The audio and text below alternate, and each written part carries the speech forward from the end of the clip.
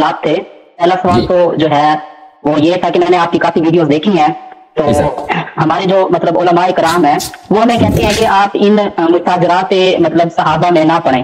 اس چیز سے آپ اخذ کیا کرنا چاہتے ہیں کہ آپ جو ہے بار بار اس طرح کے مطلب سوال لے کے آتے ہیں, میرے بارے میں کہتے ہیں کہ آپ کیا اخذ کیا کرنا چاہتے ہیں ان سوالات سے؟ پہلا سوال تو یہ ہے. اور دوسرا سوال یہ وہ کہتے ہیں کہ آپ جو ہے اصحاب کرام کی نیت میں شک نہیں کرنا چاہیے آپ کو.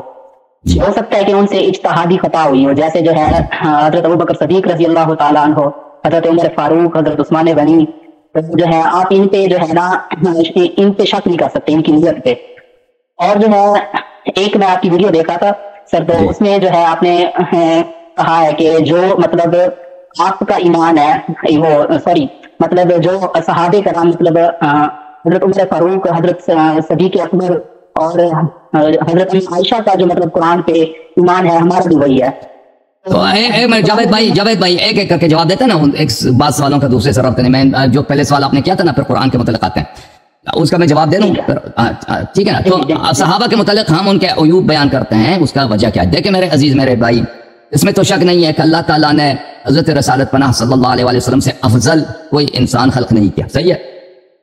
وہ افضل ہیں تمام انسانوں سے. انا سید ولد آدم, میں تمام بنی آدم کا سید و سالار ہوں صلی اللہ علیہ وآلہ وسلم. سب انبیاء سے وہ افضل ہے. پھر ہم شیعوں کا عقیدہ ہے کہ وہ ملائکہ سے بھی افضل ہے, اور جماعت مخالفین کے بہت سارے علماء کا بھی عقیدہ ہے کہ وہ ملائکہ سے بھی افضل ہے, یعنی تمام مخلوقات سے افضل ہے, علم میں, عصمت میں, اللہ کے قرب میں, خصال نفسانیہ میں. جب رسول صلی اللہ علیہ وسلم سب سے افضل ہے, ان کے بعد جانشینی کا مقام ہے, ٹھیک ہے نا. یہ کوئی چھوٹا مقام نہیں ہے.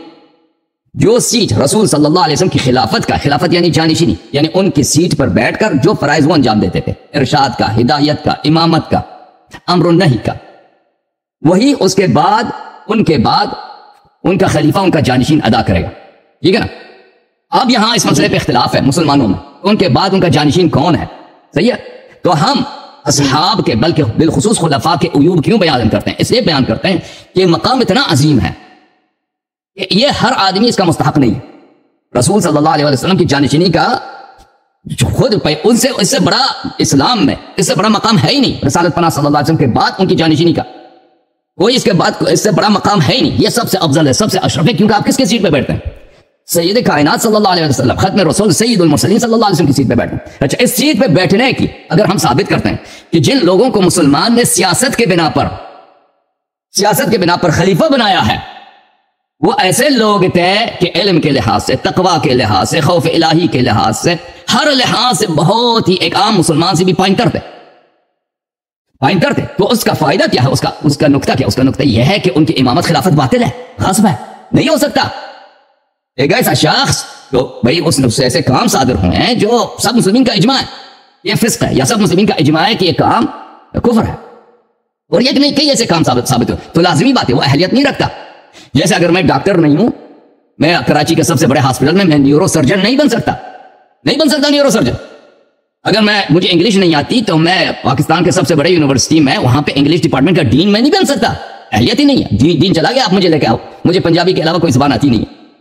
تو عرض یہ ہے میرے عزیز, تو اس سے یہ قدیم الایام, یہ بہت واضح ہے کہ ایک مقام کا, جب دیکھیں استدلال کی وجہ بہت واضح ہے کہ ایک مقام ہے, اس کے لیے ایک اہلیت چاہیے. ہم ثابت کرتے ہیں کہ اس شخص میں اہلیت نہیں ہے, تو اس کا فائدہ کیا ہے؟ اس کا فائدہ یہ ہے کہ مسلمانوں کو روشنی پیدا ہو جاتی ہے اور اختلافات ختم ہوتے ہیں. اختلافات کیسے ختم ہوں گے؟ کہ مسلمانوں کو جب پتہ, کیونکہ یہ اختلافات کا جڑ ہے مسلمانوں میں, مسئلہ امامت, مسئلہ خلافت, جب پتہ چل جائے گا ایک طرف نفس النبی صلی اللہ علیہ وسلم ہے, امیر المؤمنین علیہ السلام کو قرآن پاک نے فرمایا وانفسنا وانفسکم, نفس النبی صلی اللہ علیہ وسلم.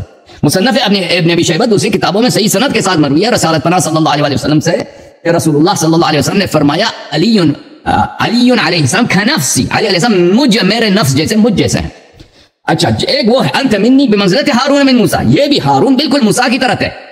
ہارون عصمت میں, ہارون علم میں, ہارون قرب الہی میں بالکل موسیٰ علیہ السلام جیسے تھے.